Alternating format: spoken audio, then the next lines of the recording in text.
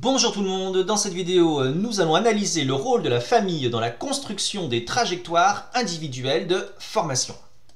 Et nous allons commencer par l'analyse bourdieusienne du capital culturel. Je rappelle que le capital culturel, c'est l'ensemble des capacités cognitives et intellectuelles détenues par un individu, que ce soit au niveau institutionnalisé, objectivé ou incorporé.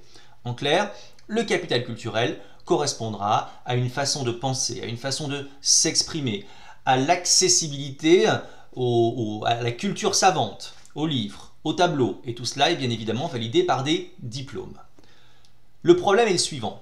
Comme le soulignait Bourdieu, tout enseignement présuppose implicitement un corps de savoir, de savoir-faire et de savoir-dire qui constitue le patrimoine des classes cultivées.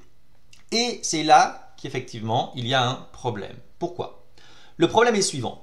Il y a en fait une proximité des attentes scolaires. Autrement dit, pour réussir à l'école, il faut avoir certaines capacités d'abstraction, un certain niveau de langage, que ce soit au niveau oral ou au niveau écrit. Il faut également avoir un goût pour la lecture, etc., etc. Or, toutes ces compétences qui sont scolairement valorisées sont des compétences qui sont plus facilement possédées par les enfants issus des milieux favorisés. Et comme les enfants issus des milieux favorisés vont plus rapidement développer, grâce aux pratiques éducatives, donc le goût pour la lecture, de bonnes aptitudes langagières, etc., etc., et bien automatiquement, ils auront une plus grande réussite scolaire. Inversement pour les enfants issus des milieux défavorisés. Il y a également, bien évidemment, le rôle des investissements familiaux, autrement dit les ressources mises en œuvre par la famille qui vont favoriser la réussite scolaire de l'enfant.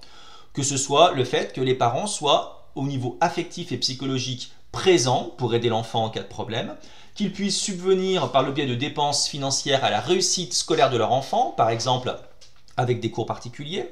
Le fait de développer également des soft skills, autrement dit des compétences qui ne sont pas directement liées au diplôme, mais qui sont plus liées aux manières d'être. Par exemple, la capacité à pouvoir facilement s'intégrer dans un groupe, le fait d'être quelqu'un de volontaire, dynamique, des traits de caractère en fait, mais qui peuvent être bien évidemment transmis par la cellule familiale. Il y aura également éventuellement l'aide que les parents peuvent apporter au niveau des devoirs.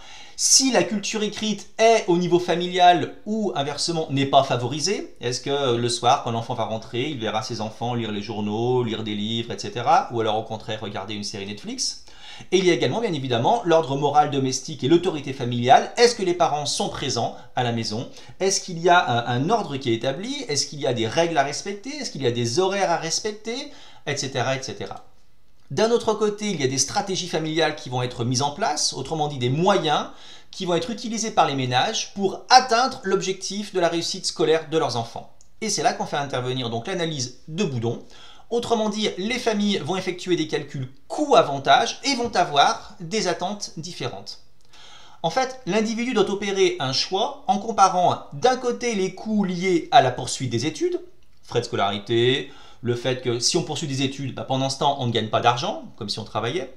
Et d'un autre côté, on va comparer ces coûts avec les avantages retirés. Bah oui, si je poursuis des études, automatiquement, je pourrais prétendre à un revenu plus élevé, j'aurai une meilleure position sociale, j'occuperai un emploi qui pourra me procurer plus de prestige. Donc en fait, je fais ce petit calcul coût-avantage.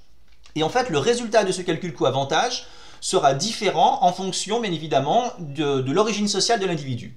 Si le rang social de la famille est faible, alors les coûts de l'éducation seront perçus comme plus élevés et les bénéfices comme plus bas.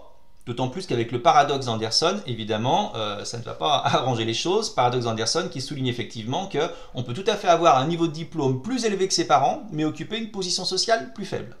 D'un autre côté, si le rang social de la famille est élevé, alors les coûts de l'éducation seront perçus comme faibles.